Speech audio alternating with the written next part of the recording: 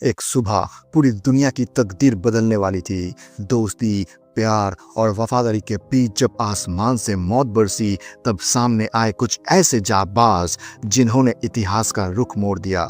यहाँ हमला सिर्फ शहरों पर नहीं, दिलों पर भी हुआ। फिल्म का नाम है पर्ल हार्बर। तो चलिए शुरू करते हैं, लेकिन उससे पहले नमस्कार दोस्तों, मैं हूँ सैम और यह है नो दी स्टोरी।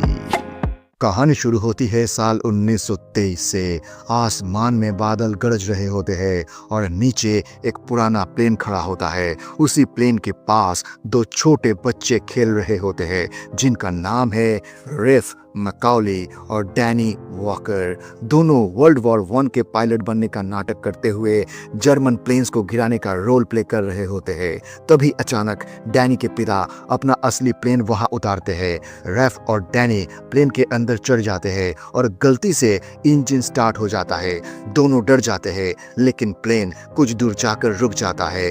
डैनी के पिता गुस्से में डैनी को डांटने लगते हैं। ये देखकर रेफ गुस्से में आ जाता है और लकड़ी का एक बॉक्स उठाकर उन पर वार कर देता है। उन्हें गंदा जर्मन बोलकर गाली भी देता है। डैनी के पिता शांत होकर बताते हैं कि वो खुद वर्ल्ड वॉर 1 में जर्मन्स के खिलाफ लड़ चुके हैं और वो नहीं चाहते कि उनके बच्चे कभी दोबारा उस नरक जैसे माहौल को देखे। वो कहते हैं कि जंग सिर्फ बर्बादी लाती है और लाखों लोगों की जान ले जाती है। उस दिन के बाद डैनी और रेफ और भी ज्यादा करीब हो जाते हैं और अपनी दोस्ती को जिंदगी भर के लिए पक्का मान लेते हैं। वक्त आगे बढ़ता है और कहानी पहुंचती है 1941 में। वर्ल्ड वॉर 2 पूरी दुनिया को अपनी लपेट में ले चुका होता है। हिटलर की जर्मन आर्मी यूरोप पर कब्जा कर रही होती है, लेकिन अमेरिका अभी तक ऑफिशियली जंग में शामिल नहीं हुआ होता। रेफ और डैनी अब जवान हो चुके होते हैं और यूएस आर्मी एयरफोर्स के पायलट्स बन चुके होते हैं। एक दिन रेफ को उनका senior officer major Jimmy Doolittle बुलाते हैं और बताता है कि ब्रिटिश एयरफोर्स ने रेफ को अपना ईगल स्क्वाड्रन के लिए सिलेक्ट किया है। मतलब रेफ चाहे तो ब्रिटेन जाकर जर्मन्स के खिलाफ लड़ सकता है। जिमी साफ साफ कहता है कि अमेरिका भी ज्यादा दिन तक जंग से दूर नहीं रह पाएगा और जब वो दिन आएगा उन्हें रेफ जैसे बेहतरीन पायलट्स की जरूरत पड़ेगी। रेफ जिमी से पूछता है, अगर तुम मेरी जगह होते तो क्या करते? जिमी बिना सोचे जवाब देता, मैं चला जाता। रेफ समझ जाता है कि ये उसका सपना पूरा करने का मौका है। वो फाइटर पायलट बनना चाहता है, सिर्फ ट्रेनिंग इंस्ट्रक्टर नहीं। डैनी ये बात सुनकर दुखी हो जाता है क्योंकि उसे पता होता है कि जंग कितनी खतरनाक होती है, लेकिन रेफ उसे समझाता है कि अगर वो अभी नहीं गया तो जिंदगी भर मौका नहीं मिलेगा। जाने से पहले रेफ का मेडिकल टेस्ट होता है। यही उसकी मुलाकात होती है एक खूबसूरत नर्स से, एवलिन जॉनसन। आंखों की टेस्ट के दौरान एवलिन को पता चलता है कि रेफ को पढ़ने में थोड़ी दिक्कत होती है, जबकि फाइटर पायलट्स के लिए 20/20 विजन जरूरी होती है। रेफ अपना जुनून दिखाता है और कहता है कि वो चलती हुई चीज को भी निशाना बना सकता है। उसके जज्बे और कॉन्फिडेंस को देखकर एवलिन उसे टेस्ट में पास कर देती है। यहीं से दोनों के बीच एक लगाव शुरू होता है जो धीरे धीरे प्यार में बदल जाता है। रेफ जब अपने दिल की बात कहने जाता है तब गलती से उसे ज्यादा इंजेक्शन लग जाता है और वो बेहोश हो जाता है। रात में दोनों फोन पर बात करते हैं और उनका रिश्ता और गहरा हो जाता है। कुछ दिनों बाद रेफ एवलिन को बताता है कि वो ब्रिटेन जा रहा है जर्मन आर्मी के खिलाफ लड़ने के लिए। एवलिन ये सुनकर शॉक हो जाती है क्योंकि उसे पहले कुछ भी पता नहीं था। रेफ साफ कह देता है कि ये उसका अपना फैसला है और वो इसी दिन का इंतजार कर रहा था। अगली सुबह रेफ डैनी से अलविदा लेता है और जंग के लिए निकल पड़ता है। उधर अमेरिका में देश के बड़े बड़े लीडर्स मीटिंग कर रहे होते हैं। प्रेसिडेंट कहते हैं कि वो ज्यादा दिन तक आंख बंद करके नहीं बैठ सकते। दुनिया जल रही है, दुश्मन हथियार बना रहा है और अमेरिका सिर्फ फैक्ट्रीज में सामान बना रहा है। इसी वक्त जापान भी अमेरिका से नाराज होता है क्योंकि अमेरिका ने उनकी ऑयल सप्लाई रोक दी होती है। जापान के लीडर्स फैसला करते हैं कि अगर उन्हें जीतना है तो अमेरिका के पैसिफिक फ्लीट पर एक जबरदस्त और अचानक हमला करना होगा और उनका निशाना होता है पर्ल हार्बर। यहीं से कहानी एक भयानक मोड़ लेने वाली होती है। इसी दौरान अमेरिका के intelligence officers Japanese radio signals को डिकोड कर लेते हैं। उन्हें पक्का अंदाजा हो जाता है कि जापान जापान अमेरिका पर हमला करने वाला है, लेकिन अभी तक ये क्लियर नहीं होता कि एग्जैक्ट टारगेट क्या होगा। उधर जापान अपना पूरा प्लान रेडी कर चुका होता है। सुबह सुबह पैसिफिक फ्लीट पर अचानक हवाई हमला करना, पर्ल हार्बर को पूरी तरह तबाह कर देना और अमेरिका को हिला कर रख देना, यही उनका मिशन होता है। जापानीज फाइटर प्लेन्स पहाड़ों के बिल्कुल नीचे उड़ते हुए रेडार से बचकर पर्ल हार्बर पहुंच जाते हैं और अचानक हमला शुरू कर देते हैं। ये हमला अमेरिका के लिए एक बड़ा झटका होता है। जहाज, प्लेन्स, बेस सब कुछ बर्बाद हो जाता है, लेकिन रेफ और डैनी किसी तरह बच निकलते हैं, अपने प्लेन्स तक पहुंचते हैं और अपनी टीम के साथ मिलकर जापानीज प्लेन्स का सामना करते हैं। जापान के पास लगभग 350 प्लेन्स होते हैं। अमेरिकन पायलट्स उनका पीछा करते हैं और रेफ डैनी की जुगलबंदी से करीब 29 जापानी प्लेन्स गिरा दिए जाते हैं।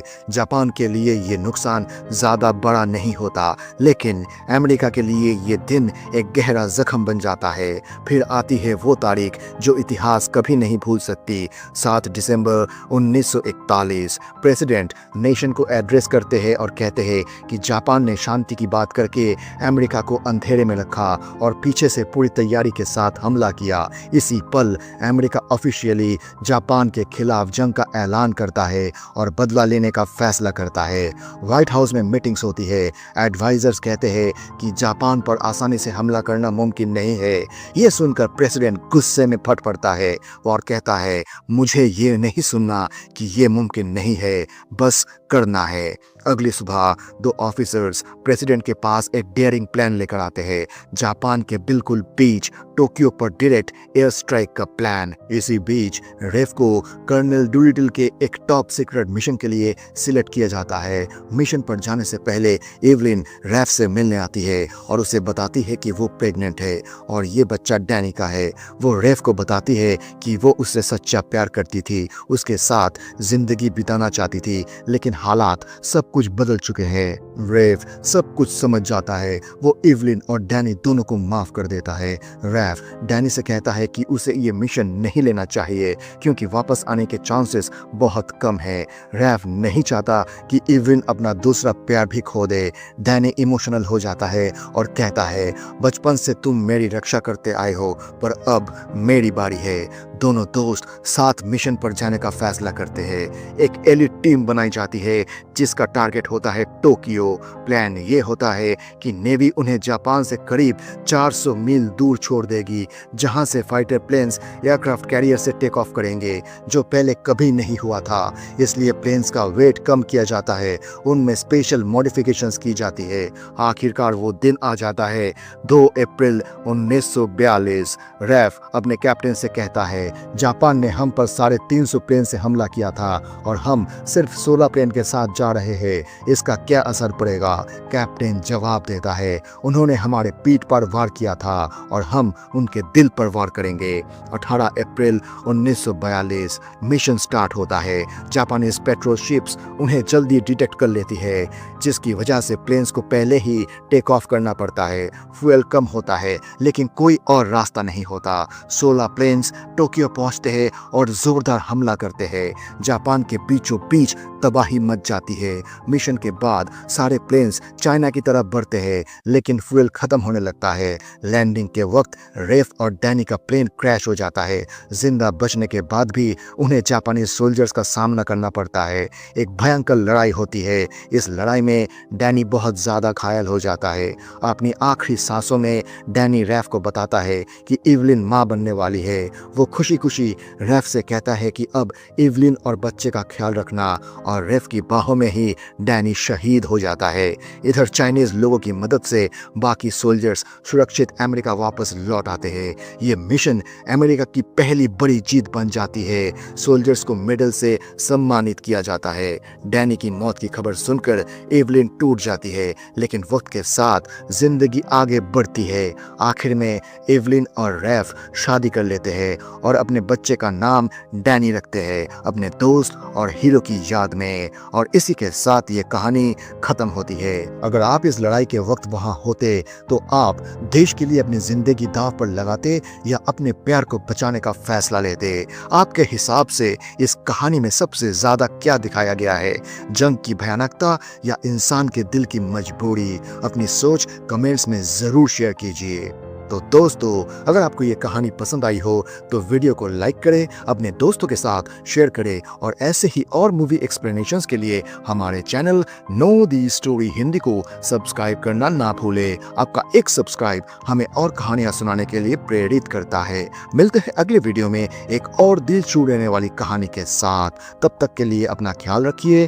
धन्यवाद।